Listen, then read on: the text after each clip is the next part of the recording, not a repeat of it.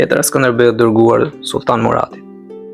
Aleati i Krishtit Gjergj Kastrioti, ndryshe Skënderbeu, princi i periodëve, i dërgon përshëndetje Murat Otomanit, prijesit të turqve.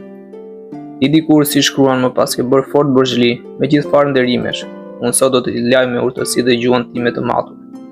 Sepse asgjë nuk kujtoj se është aq e ulët, se sa të mos mundesh ta përmbash veten ka një ligjërim aq i shëmtuar dhe nga fjalë aq të ulta si ato tuajat, qoftë edhe kundrejt një armiku nga më të mëshirshmit.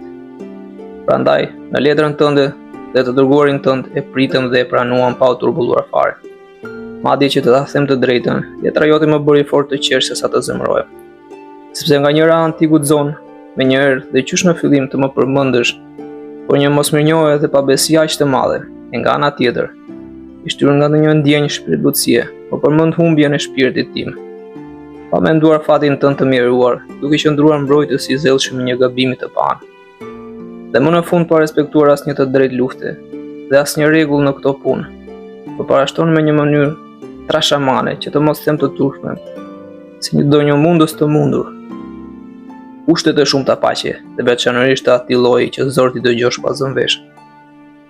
Sado që o Murat, gjithë këto sharit të tua, do mund t'i jepnin pa dyshim të drejtë kujdo edhe atij më të duruarit për të sharë. Prapse prapi unë një pjesë të tyre, po ja fal moshës dhe prirjes po i lëshuar të një plaku. Pjesën tjetër pikëllimit të tij, e se shlet ta zbutësh, sidomos kur kam vendosur të luftoj me ty, jo me sharje dhe me të bërtitura, por me armë dhe me morinë e drejtë të luftës. Megjithatë, përse të lutem, por Otoman, tallesh kaq fort, me Perëndit dhe me njerëzit, sikur të kem rënë unë më parë në qafë, dhe jo ti mua.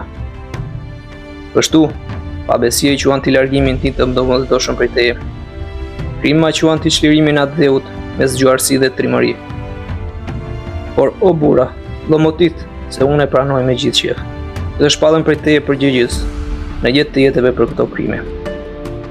Derimet e tua gjithashtu kundrejt meje, që po mi përmend e mjeradit këtu turkuz.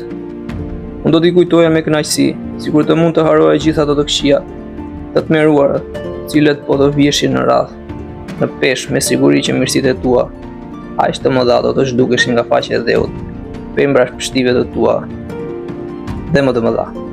Megjithatë, mos më pëlqen që ti përmend këto, e të bëj të skuqesh. Por e quaj më të udhës të ti kujtoj, e peshosh vetë me veten tënde, vetëm për një gjë të habitej pa dyshim kushdo që mund ta dinte se si ka mundur unë të duroj ato, e se si ty s'tu ne vrit asnjëherë gjithë ajo mërje me zërie jote. Mbretërina tërore më rëmbeve, vëllezërit mi vrave, dhe mua vetë, e si trëmbesh as pak një gjë të tillë, po kishe taksur qysh më parë. Por vdekje mizore, dhe tani të duket fort e çuditshme Murat.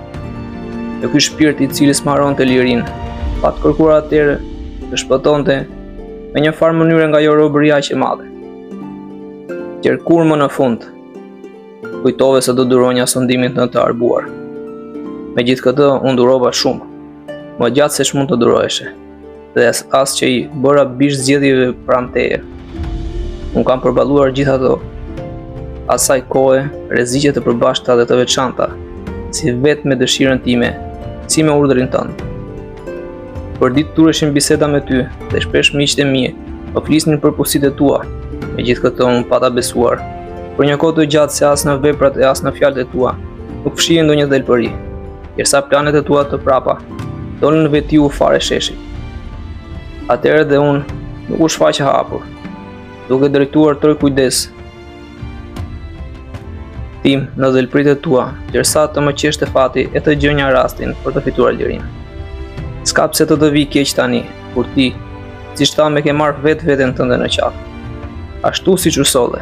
Megjithatë, to jam pak Otoman, në krahasim me ato që unë kam shpresuar e dëshiruar. Prandaj, lëri më njanë këtë tutje kërcënimet e tua, të repta dhe pusho se na përmenduri kaq herë. Shëmbëllën e fatkeqësisë hungareze. Çdo njeri ka zemrën e vet, ka orën e vet, po prijesi im. Dhe në fatit që do të na kenë caktuar Perëndit, do t'i dalim Zot me durim. Ndërkaq, ne nuk kërkojmë këshilla nga armiku për çka duhet të bëjmë, as kërkojmë paqe prej tij. Por me ndihmën e Perëndive fitoren kërkojmë. Qofsh shëndosh. nga kampi ynë, më 12 gusht 1444.